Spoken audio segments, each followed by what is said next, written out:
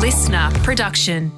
The creators of this podcast would like to acknowledge the traditional owners of the land on which it is recorded. Aboriginal and Torres Strait Islander people are the first storytellers of this land. We pay respect to their elders, past, present and emerging, as well as any Indigenous people who may be listening today.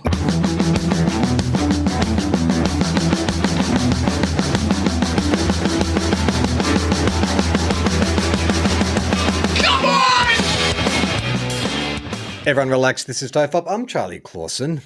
I'm Will Anderson. Hello and thank you for watching. Will, we have often mentioned on this show, one of our proudest achievements is we are Australia's number one medical podcast, number one medical professionals. Did I even say that right? Number one with medical professionals. Look, it's not up to us to say our slogan correctly.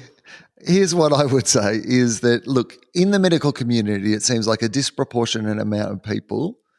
And look, I've found that this drifts over to my shows. I have an inbuilt part of my show where I get people to, like, I talk about the healthcare workers and in the pandemic and all the promises we made the healthcare workers that we're absolutely never going to, a lot of big dreams about how we were going to celebrate the healthcare workers.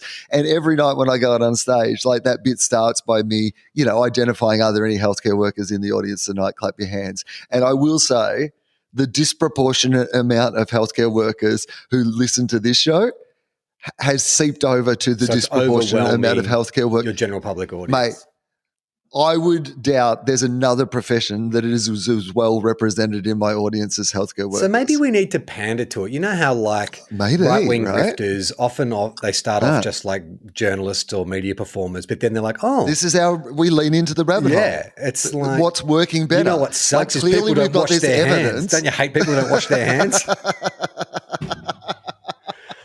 Like masks work, do you not know? Social distancing, like we just lean into that heavy. We become not just pro-vaxxers, but just like pro-science, pro-pharma. I mean, that seems profitable, doesn't it? I mean, it seems like a great way to get sponsorships for the program. I reckon we should do it. That's our grift. Yeah. We lean, I mean, because like of all the grifts, leaning into medicine and science and doctors being a good thing, like, I mean, yes, we would still be going full grift. I understand what you're saying is like, we're signing up with Big Pharma. We're becoming an absolute shill for doctors always being absolutely right. But here's what I would say is that at least that grift, 90% of what we would be doing is good work. Yeah. It would only be the 10%, the gravy, where we're like, hey, you know what you need? A pill that makes your dick hard. Well, that's what I was going to ask is we have to know, like, so we're going full grift. So if you are someone who works even tangentially in the medical community, you're getting full endorsement from us. We will defend to the teeth anyone who is associated with the medical industry. But then no. But we've got to draw a line in the sand, though. Chiropractors. We've got to draw Okay. Because anything that is in your anything that wellness will talk about. Anything you can use high caps, pay for with high caps, like they're in. We get a list of things that Pete Evans reckons, and that's our cutoff. Okay. Up until that point, we're fine. But if Pete Evans reckons that going to the chiropractor is a good idea, then it does not count as a medical podcast. Okay, all right. So what about things like, are there like Wim Hof, there's sort of ice therapy and stuff like that, which there's sort of contention about? Like, do we? Because we're. By the way, just before we go on, just the way the sun is coming through, can you see on the screen here? Your eyebrows? It looks like I've drawn on sinister eyebrows. If you ever needed motivation to sign up for our Patreon to watch the full videos of TOFOP, which are uploaded every week, it's this episode because Will looks like Ming the Merciless. What the hell is going on with the... It's the reflection off the top of my glasses. The sun's coming through the window and the shadow. You've got angry eyebrows. Honestly looks like I'm that baby from The Simpsons. I have to get my phone out and take a photo of this because no one's going to believe this. You can probably screenshot, right? Like, do you know how to screenshot? Yeah, I'll work that out later. But let me just go to photo. So just lean forward a little bit. That's amazing. Yeah, you look like a silent movie villain. Anyway, what I was going to say is like, so there's more kind of, because the sort of medical thing sort of strays close into wellness, like goop territory, right? No, but I'm saying that's our cutoff. Okay. Gwyneth, well, that's Russell, how we distinguish ourselves Pete as Evans. well, right? Yes. Is we've got to because those right-wing grifters are rabidly, anti-left wing, Antifa's hiding under your bed, all that kind of stuff. So I think we need to be rabidly pro-science and rabidly anti kind of like we're anti their shit. I think that's what you've identified a good area for us, because you need a bit of online traction, right?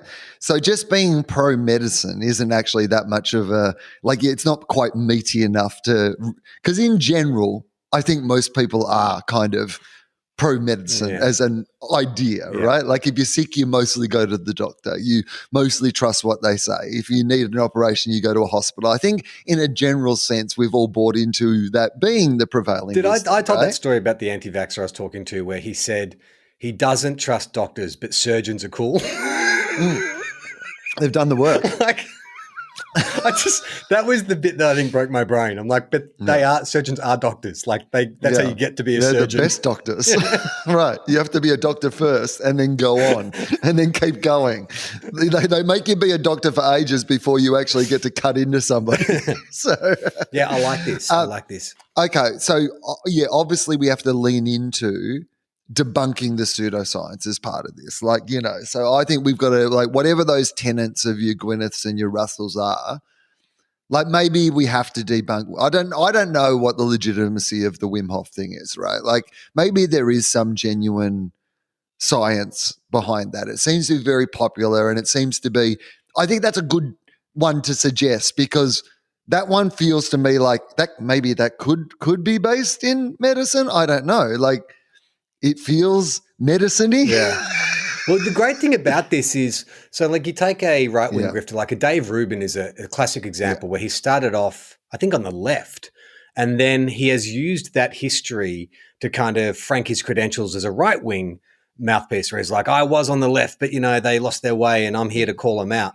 So I could come out and say, hey, I was a guy who once got what was it, that EMP, whatever, I can't remember what it was called, when I got electrocuted, basically. I was a guy who walked into a random place off the street that was shut 3 days later and got electrocuted by a stranger. And now I believe in science and medicine. Yeah, I believe in science and medicine. So that could be my angle. What would be, do you want to be more, because we need an Alex Jones type, but you're just you're yelling all the time and you're rabidly pro-science and just always decrying.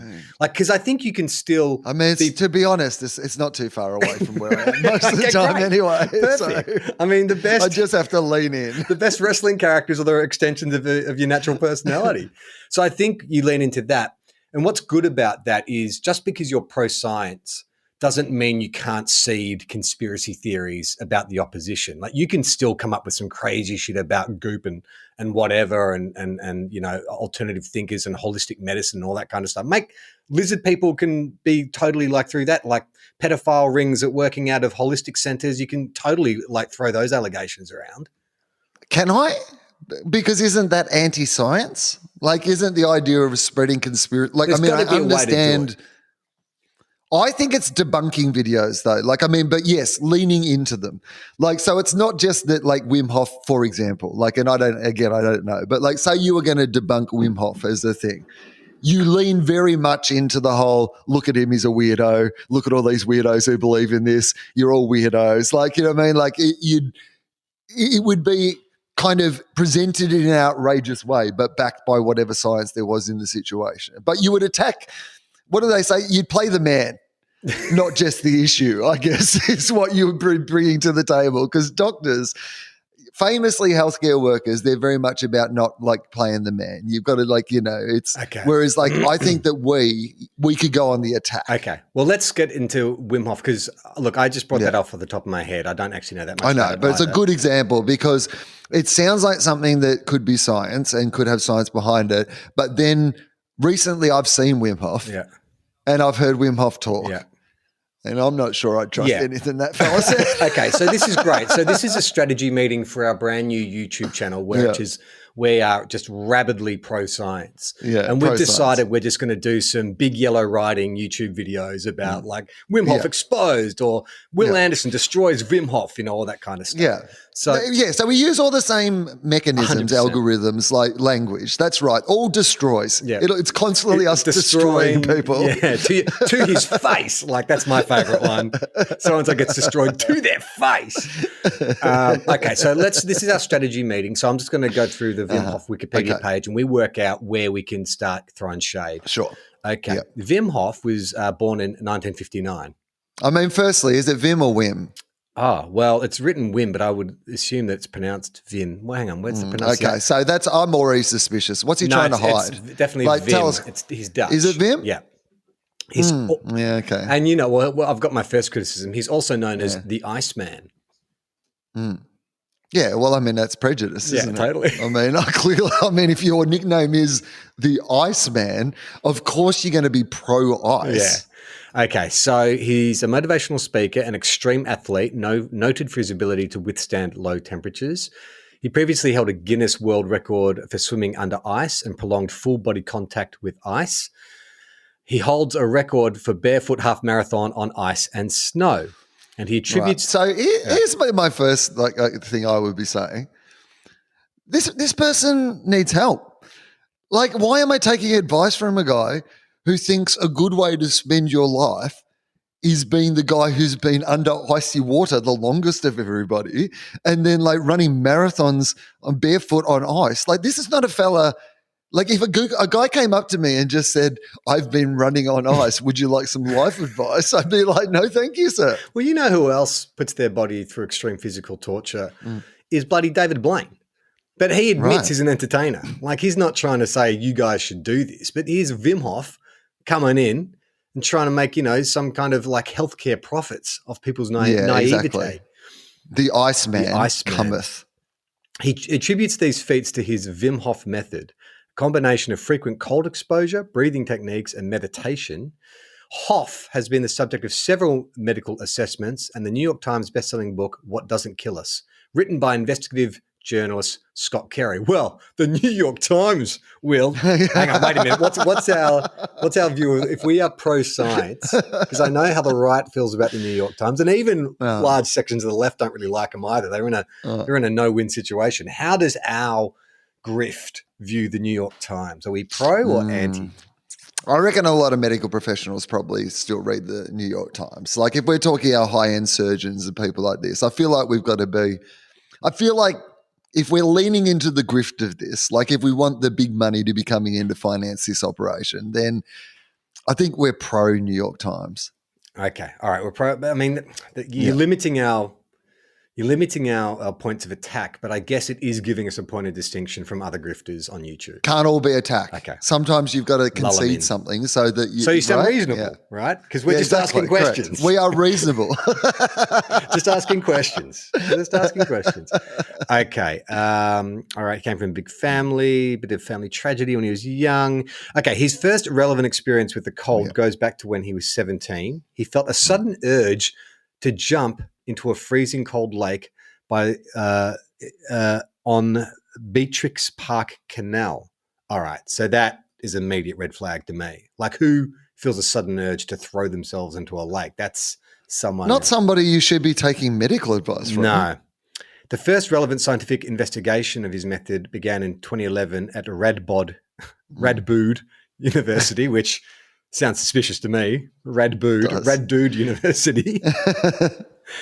And the results were broadcast on Dutch national television that same year. Okay, this is the Wim Hof method.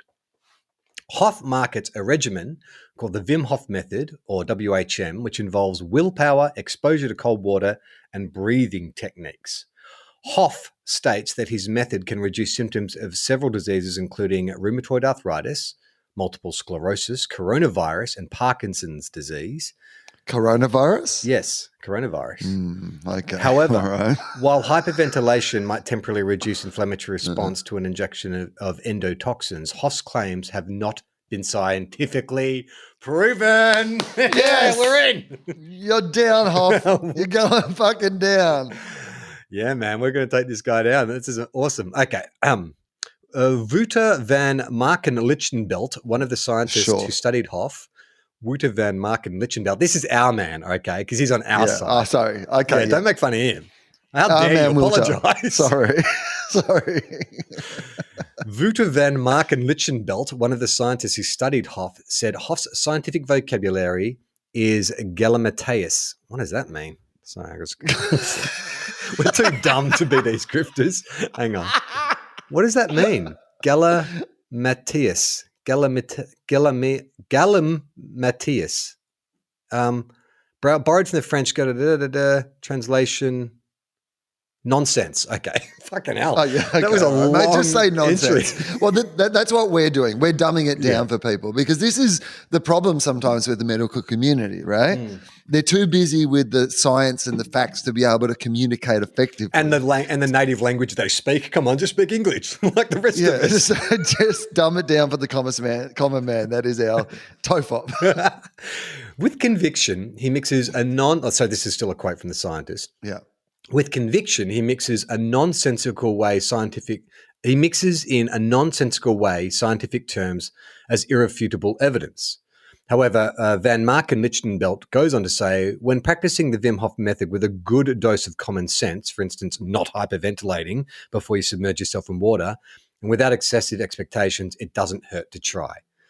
Okay, so can we go as hard on Wim if this scientist is saying, look, it's not going to cure coronavirus or arthritis, but it's not a bad thing. I mean, this scientist has kind of left us with no point of attack. No, this is fine. I think we can lean into this. Can we? That's fine. We just because basically he's just saying whatever, like it's not going to hurt you. Like if you want to do it and you think it makes you feel better, then that's fine. But don't think it's going to clear up your coronavirus. Okay, they go into more detail on the Wim Hof method as well. Yeah, all right. Okay, so they'll talk about him individually first. So in 2012, a case study led by a group of researchers published in the Journal of Psychosomatic Medicine. I mean, I love all these publications. Like, do you think like there's an actual you get something in the post and it's actually like a magazine, Psychosomatic Medicine, like Rolling Stone? They're medical journals, right? Like, so I don't know if they. But how do you get them? Are thrown onto your front lawn by a paper boy. I imagine there's probably some more efficient way of distributing them. I imagine. I'd like to know. Well, if you're a doctor who listens to this show, how do you get your medical journals? How do you get this information? Okay, so they found that his concentration and meditation during ice immersion greatly reduced his ex vivo pro-inflammatory and anti-inflammatory cytokine response. This is a quote from them. The concentration meditation technique used by this particular individual seems to evoke a controlled stress response. This response is characterized by sympathetic nervous system activation and subsequent, catecholaminergic cortisol release, which seems to attenuate the innate immune response. All right, we need to bloody speak to these scientists. We need someone to dumb it down for us so we can dumb it down for everybody else. I feel like we're a couple of steps away from understanding what any of that meant. Listen, Poindexters, enough with this bloody science chat. Okay, so in 2014, an assessment compared Wim Hof and his identical twin brother, Andre. Oh, yeah. The scientists had them practice Wim's breathing exercises. Sounds sus to me already. Like Wim's like, just going to get to my brother Andre. He's in the next room. He comes back with like a big moustache and a top hat. Hello, I am Andre Hof. See you later, Wim. Oh, he's stepped out for a minute. Time for me to get into ice bath. I don't know what this accent is. It's started off vaguely Dutch, but then got French or something. Okay. So the scientists had them practice the breathing exercises, then expose them to the lowest temperature that would not induce shivering, and they concluded that no significant differences were found between the two subjects, indicating that a lifestyle with frequent exposures to extreme cold does not seem to affect BAT or CIT, which stands for cold-induced thermogenesis. The researchers stated that the results must be interpreted with caution, given the low subject number and the fact that both participants practiced the G-Tummo-like breathing technique. I don't understand anything I just read in that sentence. But basically they're saying pump your brakes, Wim Hof. Like, there's nothing. Yeah. Well, I mean, the fact that everybody's leaned into it so hard, particularly in that wellness community, to the point where I was like, well, maybe there is some, genuine science behind it. It seems like at best, it's all some psychosomatic. people, and also a lot of it seems to be a lot of fuss for a very small result. Even if there is a small result, I'm just like, there's other ways that I could feel slightly better in the morning, that are much more efficient than filling a garbage bin full of ice so I can dunk myself in it for 20 seconds. Okay, so here's a bit more of a detailed study on the actual method. So in 2014, a published paper did a case study of Wim Hof with a randomized group of 24 healthy volunteers, 12 of whom were trained with the Wim Hof method. So there's, control group and Wim Hof group. All right, good. In conclusion, we demonstrate that voluntary activation of the sympathetic nervous system results in an epinephrine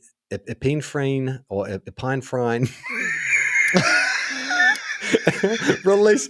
I mean, the doctors listening to this are just tearing their hair out right now. I'm so sorry. I think this is what they listen for. I think this is fun. It makes them feel superior to us, which is correct. Well, the reason why, I'll get to the reason why I brought up doctors in the first place at the end of this. Okay.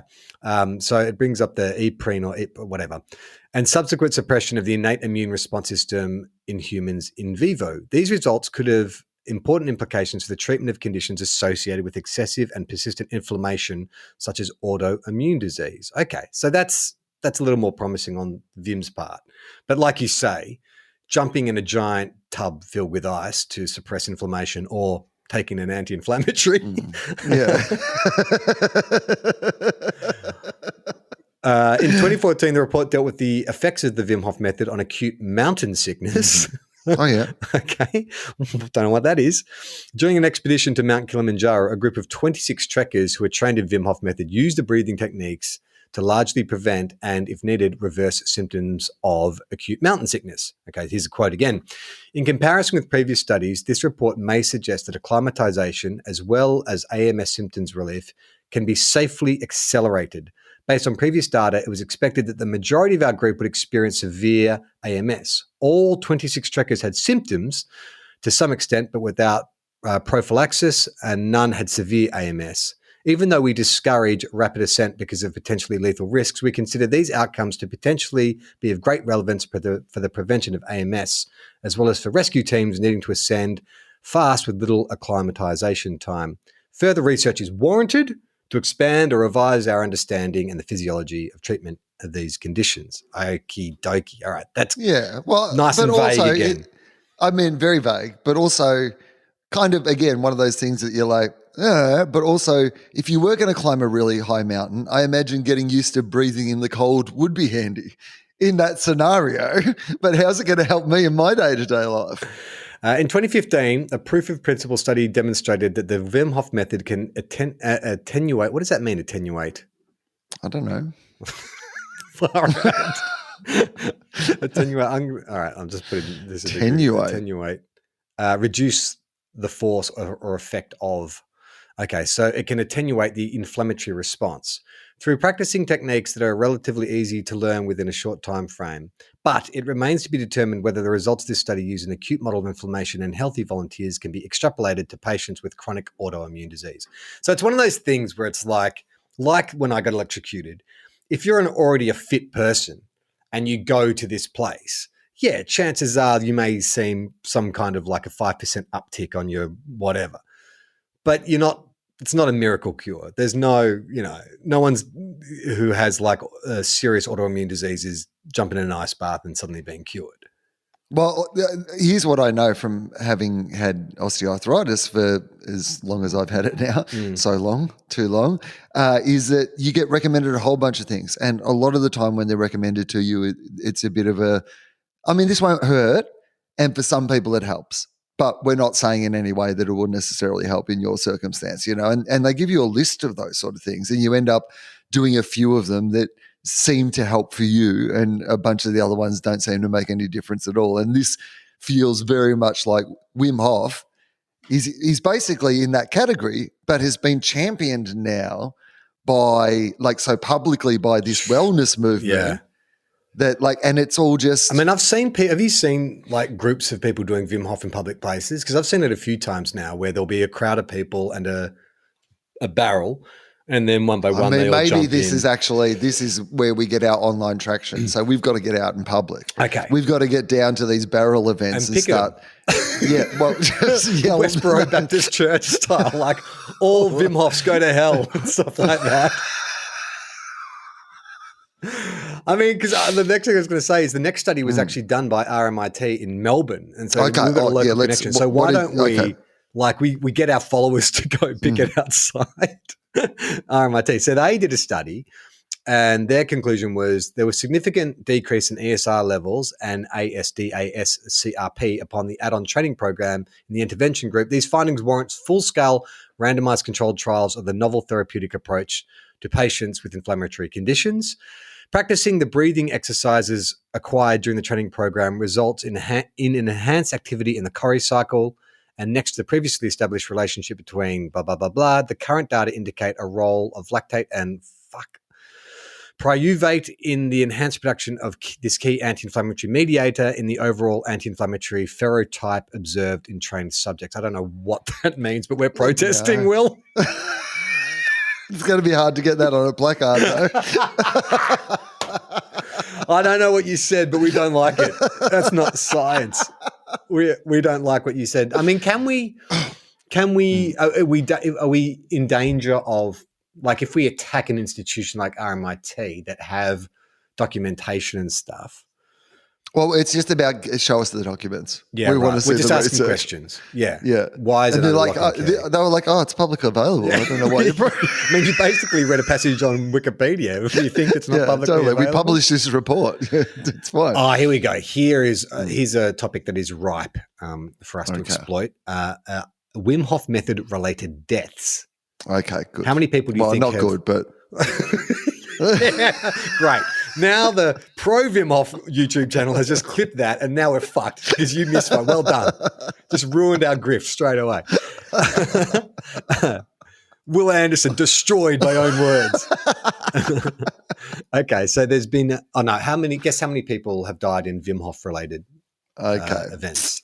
Is it less than 50? Yes.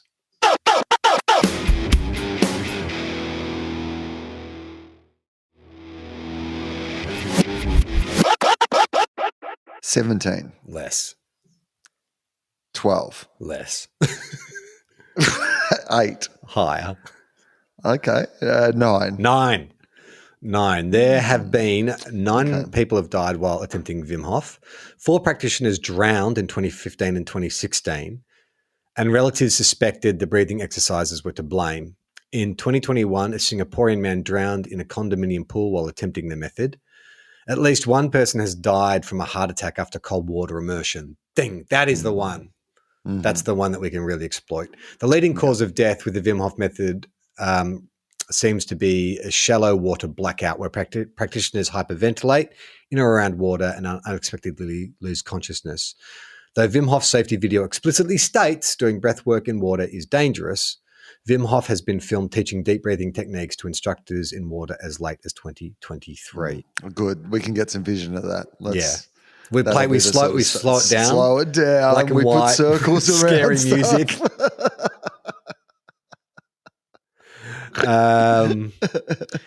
So the reason we started talking about that is I literally that's right. I've just come from the doctors. Oh, okay. And I was just getting a skin check, a few moles looked at, and I need to do that too. It was a follow-up appointment, actually. Yeah. Just he wanted to monitor the shape and color, and apparently everything's fine. But as we were sort of just chit-chatting, he was like, "Oh, your podcast came up in my Instagram feed. You do that with Will Anderson?" And I was like, "Yeah." And he's like, "Oh, that must be a lot of fun." And so we had some chit-chat about it. And then he's like, "So what's it about?" And I'm like, And I said, "That's it. Look, it's a comedy podcast, but, you know, it's very random." And then I started reeling off what we've used in the marketing. I'm like, so it's a combination of personal anecdotes, bizarre hypotheticals, pop culture deep dives, and lyric breakdowns, to which he just stared at me blankly. And so the consultation continued. And then I sat there going like, hang on, what am I being so like shy about? Like, if history's taught us anything, it's like this show is embraced by the medical community. So the conversation had moved on, but I decided, when you do one of those kind of annoying kind of like recalls, like it's like, Yeah. Oh, but you know that thing we were talking about 25 minutes ago before you touched my testicles? yes, exactly. So I pulled an abrupt handbrake and I said, actually, a funny thing about the podcast. And he's like, yeah. And I said, we actually have a disproportionately high number of medical professionals who listen. And that caught his attention. He stopped typing in like what he might. And I've got to say, by the way, of all things to come back to, it actually sounds okay. Once you said that out loud, I was like, oh, no, that's okay. It sounds a bit like Columbo. Yeah. You're like, oh, actually. Yeah. Just one more thing. Just one more thing.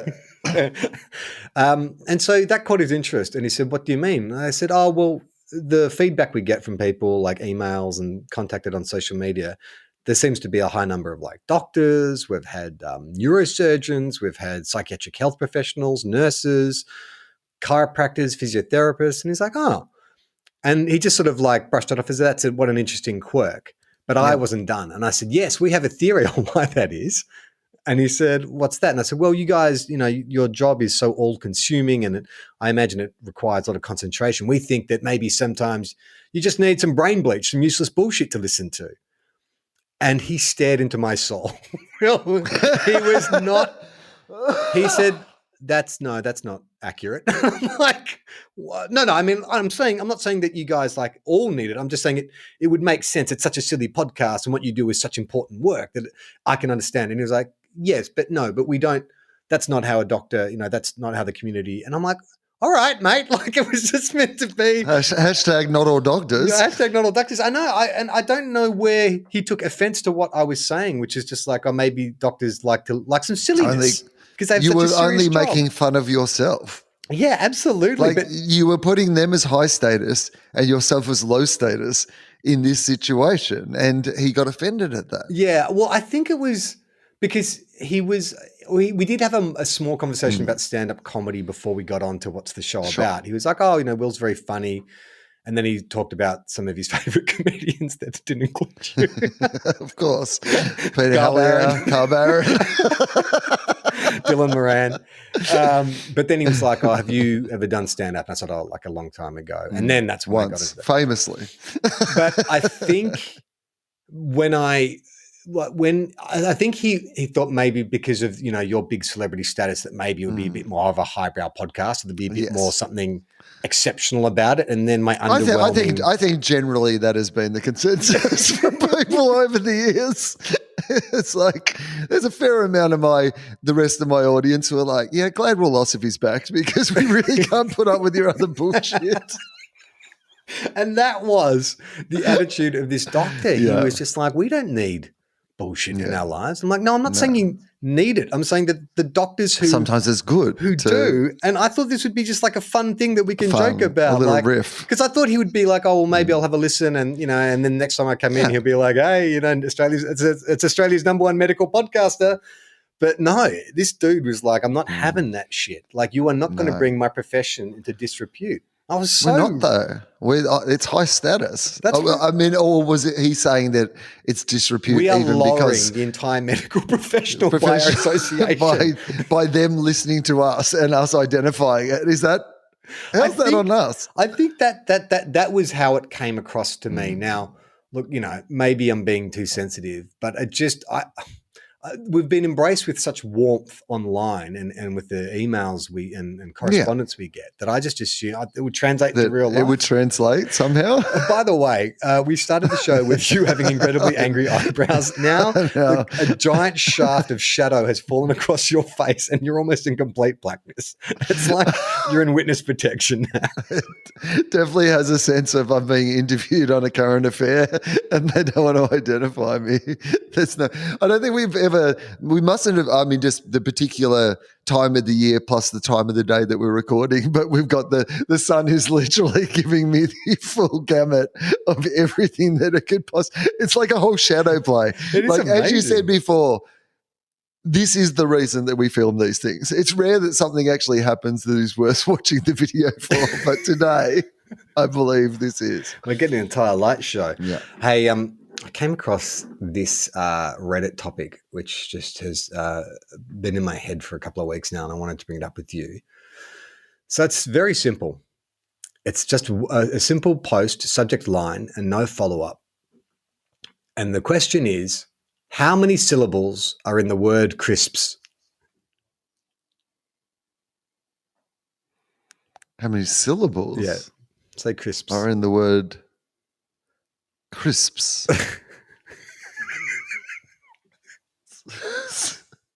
Wow. Yeah. Oh, man. And the more you say it, the more confused you get. It's been 2 weeks of me wandering around like someone with a mental illness just being like, crisps, crisps, crisps. Oh, man, that has broken my mind. Okay. Crisps. Crisps. All right, let's break it down. Let's slow it down. Cr. E. Cri. Or is cri one syllable? Crisps. No, not crips, crisps. Crisps. No. All right. I counted 4 there because you did cri and then you did S-P-S, crisps. Crisps. Crisps. Oh, a crisp could be 1. Crisps. 2. Crisps. 2. Okay, so there's some Crisps. responses to this on Reddit. So this is in standard English. 1, the SPS at the end of the word is called a consonant cluster, which means in this case there are 3 sounds at the end of the syllable. SPS, but it's 1 syllable. In linguistic notation for describing sounds in syllable. But in English, it's linguistically possible to have a CCC ending of a syllable with it still counting as 1 single syllable. Okay, so that's 2 syllables then, cr and sps. No, because it can be that they're saying that last bit can just be, so it can just be 1 syllable, right? That's what I'm saying, but the first syllable is cr, so it's 2 syllables altogether, cr and sps. Oh, I thought it was just 1, crisps. Oh, is that what they're saying? I thought she was just talking about the SPS, crisps. Anyway, this next person says, I'm 100% confident it's between 0 and 4 syllables. Yeah, okay. And this person says they've given some options. So it's either 1 syllable, crisps, or it's crisps, like CRISPS, crisps. Yeah, 2, that's what. Yep. 3 syllables would be cri. Yeah. 3 syllables. Yeah. Or 4 syllable is crisps. I mean, that'd be a weird way to say it. Crisps. I think it's 3 syllables to me. Crisps. I think it's 1. I'm going with 1. It's all the business at the end is just rounded up into the first syllable. I like that. Crisps. Crisps. Okay, this person says it has 1 syllable. If anyone tries to tell you crisp has 2 syllables, that means pretty much every word has 2 syllables. What? If crisps has 2 syllables. That argument felt quite confident until that moment where it felt like it really overstated its Well, argument. give some examples and I'm even more confused. If crisps has 2 syllables, then the following words do as well. Word. Stop. I can hear it more in stop because it's a hard stop. I would say it's broom. Broom. I think these are 1 syllable words, but if you're saying broom. Crisps. Crisps. Because there's no break. Chalk. Troll. Yeah, okay. I'm actually, you know what? I'm actually with this guy. I do understand the argument that is being made, and I'm definitely happy for it to be 1 syllable. Well, he said to further prove my point, if you add an S onto any of those words, it actually words stops, brooms, chalks, trolls. Yeah. It's 1 syllable. And we are talking about 1 crisp versus 2 crisps. Crisps. So crisp, right? Crisp is 1. Oh, yeah, you're right. Yeah, crisps is the plural of crisp. Now, this person says crisp ends with 2 consonants and makes 2 different sounds, which is what the original poster is getting hung up on. All your examples only end with 1 consonant and 1 sound, so they're terrible comparisons. That being said, you're right, it is only 1 syllable. That being said, you are right, but those were terrible examples. We have never got as much mail as we received about Donut King. Our cup runneth over. with Donut King correspondence. This is from Steve, who said, Charlie, I too am saddened by the demise of the king and his fresh cinnamon donuts to the sweet sugar glaze and the change from their fresh cinnamon donuts to the sweet sugar glaze of Krispy Kreme or $9 fancy pants donuts that are popping up everywhere. When I was at uni, I worked on the docks of a department store. Just you should have left it at the docks because it would have been so much more like the Bon Jovi song. Stevie used to work on the docks. I can't even say eating. I just say eating Donut King. I said eating donut, and it doesn't matter. You know what I did. I do know what you did. Loading docks are full of interesting characters. Yeah. One being the guy who ate an 8-pack of the King's cinnamon donuts and a chocolate shake every day for lunch. He did not miss a day with the King, and I worked with him for 4 years. I do often wonder how he handled the demise of the king, or if, in fact, if he was still alive to witness it. I remember I only worked in an office for a very short time, but there was a girl in there whose morning tea, she would go down to a local 7-Eleven and she would come back with like a giant strawberry Big M and like a 4 and 20 sausage roll. Like she'd obviously just grabbed it from the heating thing. And I saw her eat that like every day for, I don't know, 6 months that I was in this office. And I do wonder, like, I try and eat healthy and, try and do all my own cooking and stuff. But there are some people who just can do that, right? Like they have like, they drink, well, like Dwayne Russell has like a can of Coke, Red Bull and stuff every week. Like, what is your worst regularly consumed food? Regularly, not a treat, but it's like something that you have. Is like coffee would be the obvious one, right? I mean, coffee, obviously, yes. The coffee would be number one. Then it would be no. Biscuits are a treat. Cake is a treat. Gelato, probably pretty regularly. Chocolate, Coca-Cola. Coca-Cola is your really? I have a Coca-Cola every time I do a show, so I will have a Coca-Cola, a can of Coca-Cola. Iona loves Jatz crackers, also known as Savoy. I mean, do we know the difference? Has that been settled? Is that another potato scallop debate, like Jatz and Savoy? Aren't they the same thing? I mean, I think they're just different brands, right? Ah, I thought it was the same. They're both Arnott's though, right? But I think Jatz might have been Arnott's Jatz crackers, okay, and then Savoy. I'm going to see if we can find out. Reveal the difference between Jatz and Savoy. Okay, here we go. These are great. This is what we need. Oh, the good people at Triple M have done this investigation for us. Well, it makes sense. We're on the listener app now, part of the SCA family. The difference between Jatz and Savoy, the age-old question. Beautiful. Victoria and New South Wales have their well-known differences. Potato cake versus potato scallop, AFL versus NRL, and of course, Savoy versus Jatz. Yeah. Oh, my God. The question has plagued everyone for years, with many thinking the difference was simply a substitute in name. But on a Facebook post in 2013, Arnott's answered the age-old question, and there's a bit more to it than you might have thought. Okay. Jatz and Savoy crackers are reasonably similar, but you can tell the difference immediately as Savoy is embossed on the Savoy cracker. So they taste exactly the same. I knew it. Wait, there are some recipe differences between the two crackers. The most obvious ones are that Jatz contains full cream milk powder and malt, while Savoy contains golden syrup instead of malt.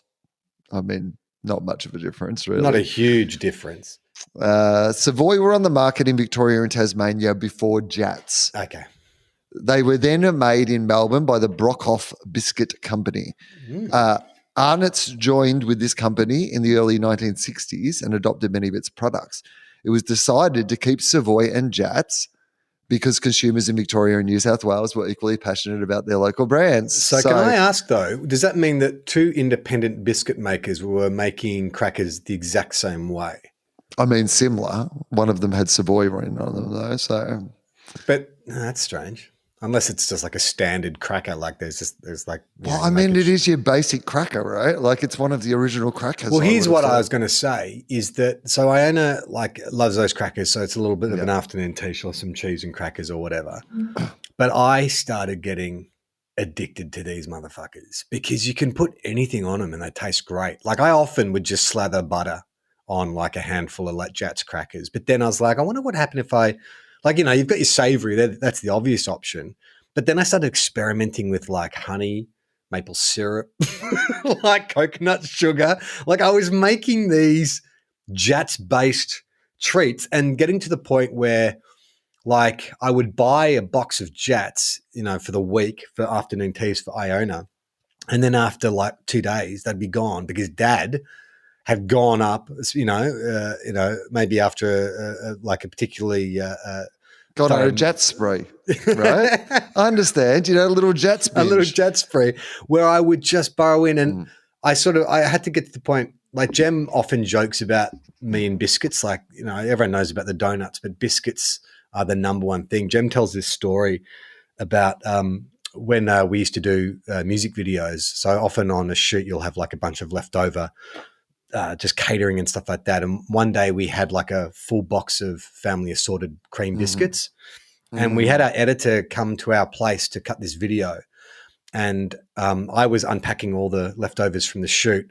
And so I emptied out this family assorted into a jar. And then over the next 2 days, like Gemma remembers on the first day getting up and making a cup of tea for everyone and giving them a biscuit. And then the next day getting up and all the biscuits were gone. In 24 hours, every cream biscuit had disappeared. Yeah. But the shocking thing to her was that we were all working together in the one room and she never saw me like eat a biscuit because what I would do, Will, is I would go into the kitchen and I would take out a handful of Arnott's biscuits and I would put them in my pockets and then I would excuse myself from the room to, go to the bathroom, whatever, and I would eat them. Yeah, you had a couple like in a Glad bag in the cistern of the toilet. Nothing weird. I was like Tim Robbins in Shawshank Redemption, where I was just like smuggling biscuits out of the kitchen so I could eat them. But the thing was, I wasn't like, what was the point of smuggling them out if they're all going to be gone in 24 hours? Like the missing biscuits are going to be noticeable. That's only sensible if you're going to do it. You're going to be patient over a long period of time. You know what I like about this though is like, so on Top Chef this season, they did a challenge which was on, I think Ritz might be the American sort of version of, or something like that. Yeah, I reckon they're a bit Ritz, lighter. Ritz crackers. They're crispier and lighter. Yeah, yeah, more but buttery. like that's similar sort of vibe, right? And they had a challenge where they had to prepare a meal on top of one of those crackers. So like you've just been basically doing a version of literally what they did on Top Chef to like All Stars this season. So congratulations firstly on that.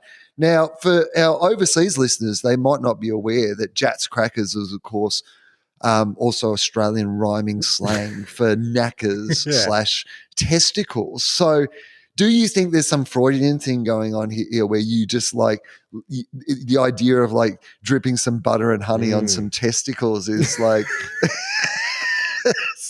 something that you secretly desire? And that's. Well, I do think like my family has a sweet tooth. And I remember my mum, she had this kind of routine after dinner where she would think out loud about what she wanted for dessert, like almost like a decree, like a royal decree. Yeah. So she'd sit there and go, now what would I like to have for dessert? And so she would sit there and list off items in the fridge or the pantry that she could combine, and then top with, honey or whatever. So she'd be like, I think I would like some ice cream and maybe some chopped banana and some granola and some chocolate topping. And we'd all sit there and listen to Mum reel off. But I figure I'm definitely my mother's son because that is kind of often what I'll do is I'll think of what items I have in the pantry in the fridge and how I could possibly combine them. Yeah, into some. So I mean, basically you're just the surprise chef. You're Aristos. But with a surprise chef, but with a very narrow focus, which is like it has to taste like dessert. I remember you were the first person to introduce me to the concept of salty and sweet, and that kind of changed everything. I remember when you were living in LA and I came around and you had these fancy chocolates with like giant salt on top of them. And I was like, what's this? Disgusting. Who wants salt in their chocolate? And then you were like, just try it. You just try it, man. just have a little taste. Don't have too much the first time. It's going to blow your mind. I remember that because when I found that shop, it was really genuinely where salty and sweet was very much like a artisanal niche, like cutting edge thing that then has just become so ubiquitous in our society. But it did at the time feel like, I remember when I was like, man, you've got to try this. Like, this is incredible. I can't believe no one's really thought of this before, but it's amazing. Well, enough dessert chat. Let's get on to another bit of mail, and then we can wrap things up. Bit of a shorter episode today. But we are also recording a TOFOP bonus. If you want to hear it, all you need to do is sign up to our Patreon, patreon.com/TOFOP.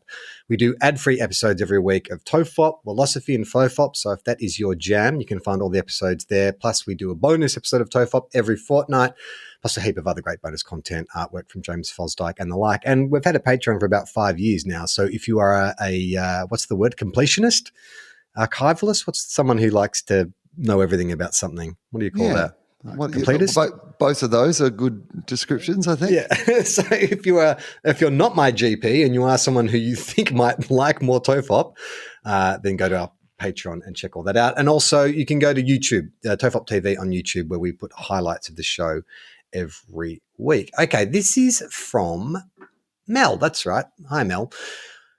Charlie, I'm disappointed. Look, I understand that it's dumb, but Charlie, come on. You can't criticize the Fast and Furious franchise when you're an out and proud fan of 5. Okay, I mean, point taken. Like when it comes to ironic pop culture indulgences, yes. But I think I'm over. How can you like 5 and not like Fast 5? That's right. There's the same spelling. Spelt the same. Fast and Furious is a pop culture icon. Although I did notice there was some chatter online that because I was attributing Fast and the Furious's popularity to millennials, and there's a bit of pushback online.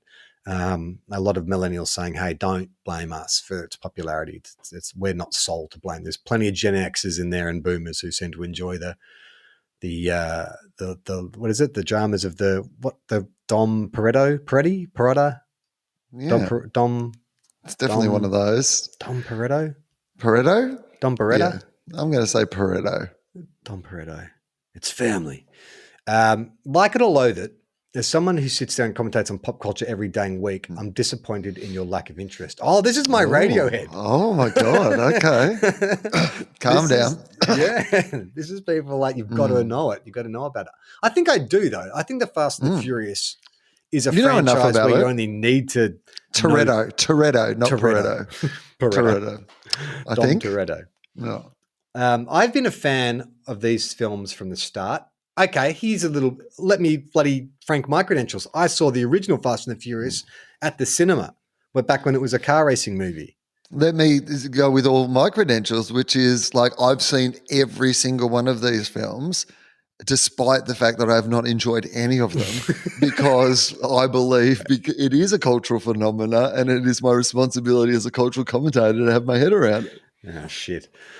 I've been a fan from the start, and I'm even over it with these later ones and their ridiculous storylines, but there's absolutely no way to deny that the original film, and maybe the 3 following it, Too Fast, Too Furious, F&F, Tokyo Drift, and Fast and Furious, sparked a way of life for some.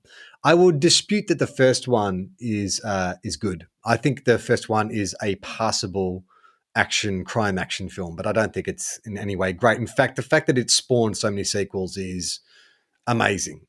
With all due respect, none of them are good. Like, are they entertaining? But they're like going on a ride. Like the idea that like we're judging them by the standards of them being good, I think is an unfair standard for what these movies are. Like I think occasionally they stray into something good, but that is not I think you appreciate that when it goes to somewhere that is genuine or like emotive or just spectacular or whatever. But like the rest of the time, it's just like enjoy the ride. Original trilogy aside, would you be more inclined to watch a Fast and Furious or Star Wars film? Again, this is what I mean about like the Fast. I've enjoyed all of them. It's never been a chore to watch any of them. And I say this as a person who's watched every single one of them. They are not good. I say this as a person who did that Universal tour so many times and went on that Fast and Furious. I've done it all, man. I've been in the 3D experience. They're not good. They're entertaining. There's car chases and bad acting and dumb fights and unrealistic plot lines and whatever. They're not good. It's impossible for them to be good with the ingredients that they've got in them. Like, you can't make a good version of the Fast and the Furious because it wouldn't have any of the things in it that make the Fast and the Furious worth watching. Yeah. You know what they do have? Like, in a good version, they'd be like, this guy can't be on our team. He was the bad guy. Just like last year. An entire hospital. We can't just get over that. This is the real world. As you two have clearly demonstrated in the past that you know nothing about cars, here's a side note. Here's a tip. If your brakes don't work, use the handbrake to stop. Otherwise, you'll end up in an accident, Charlie. Yes, I realized well after the fact that I could have used my handbrake. I understand that you may not understand the cultural revolution around the tuner car lifestyle, but it was real in capital letters. Okay, no, I'm aware that there's it's car a cultural imprint. Yeah. But it's just like the movies make $1 billion each. They've made fucking 10 of them or 12 with spin-offs or whatever the fuck it is. Clearly, it's a cultural phenomenon. I challenge you both to watch them all. Well, I have already done that. Challenge accepted and completed. Do it in a Wim Hof ice bath, though. That's I challenge you to go on this 3D Universal ride more than once, but I've fucking done it. It will give you a bunch of shit to hang on Vin Diesel and The Rock. Also, in reference to Paul Walker's character's undercover name, Brian Earl Spillner, the line from Dom after he finds out his name is, typical white boy name. You have to watch them. Again, all in capitals. Watch at least the first 4 movies. Love you both. You're the only pod I listen to. But I'm now off to do the unthinkable and start TOFOP at number 1 again because I missed a bunch from 2015 to 2022. See how committed I am? Now commit to the Fast and Furious life.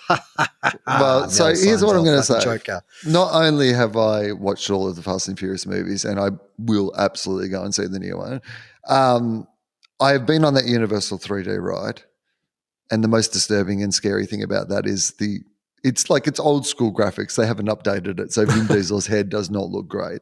Yeah. And then I have, Charlie, been listening to the Weekly Planet as they do their rundown on Caravan of Garbage of the Fast and the Furious movies. So, like, I feel like I have... Yeah, this isn't letters not written to you. It's just... This is not. I am across this franchise, and I'm interested still. I'm interested enough to listen to the podcast of them talking about it in anticipation. But I stand by the fact that it's not good. Yeah. Yeah. Well, I stand by the fact that I will not watch all the Fast and Furious movies. I've seen 4 randomly scattered out throughout the 12 or whatever there is, and that's enough for me. Okay, let's wrap the show. This is coming out in 2 weeks. So what do you want to promote in June? Look, here's the thing. I'm on tour still. I'm doing my show places. So I would say at this stage, Townsville, Wyong, Sutherland Shire. I'm doing some shows at the Sutherland Shire. They've got a new theatre there, which I'm going to do. And some other places, comedy.com.au. And that's it. I think, do we have anything else to plug? Oh, yeah, go to tofop.com. Check out other great podcast. We do one called Two Guys, One Cup, which is only on the Listener app. So if you want to listen to that, you got to get the Listener app, which is free to download and free to listen.